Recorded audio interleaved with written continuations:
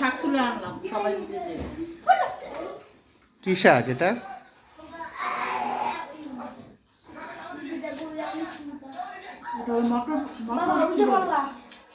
মটরশুঁটি খাই যেটা দিয়া ওটা বড় হয়ে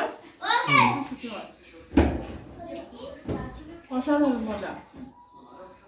আচ্ছা, হ্যাঁ, এর আগে তো আমরা ঢাকাতে খাইছিলাম, এখন তো নিজের মানে একেবারে ছিঁড়ে আইনা, বাকি করা যাবে না, ছিঁড়ে এনে সাথে সাথে রান্না করতে হবে। এর জন্য বেশি মজা হয়েছে না? কুমড়া পাতাটা, যে কুমড়া শাকটা যেটা সন্ধ্যার দিকে ছিলাম গাছ থেকে, ওটা এত মজা। মানে আসলে টাটকা তো টাটকাই, তাই না? অরিজিনাল জিনিস তো অরিজিনালি, আমরা তো খাই ডুপ্লিকেটটা। হ্যাঁ, অনেক মজা। তারপরে অরিজিনাল শাকটা তো পাই না, এটার সাথে ঘাস টাস হাবি জাবি যা আছে সব বাইন্দা টিন্দা দিয়ে দেয়। না, খাও, গাছ সহ নিয়ে যায়।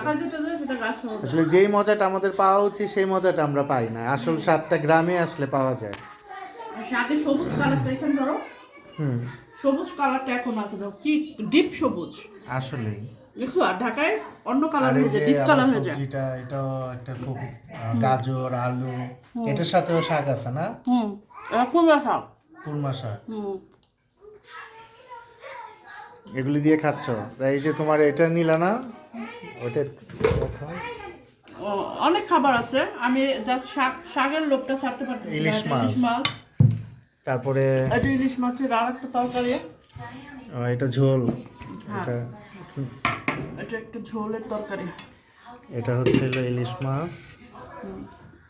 আরো রান্না হচ্ছে, দারুণ দারুণ, সুন্দর। আরো রান্না হচ্ছে। মানে তুমি আগেই বসে পড়ছো সকালে? আমার ক্ষুধা লাগছে, আমি নাস্তা করবো। সকালে নাস্তা করো নাই?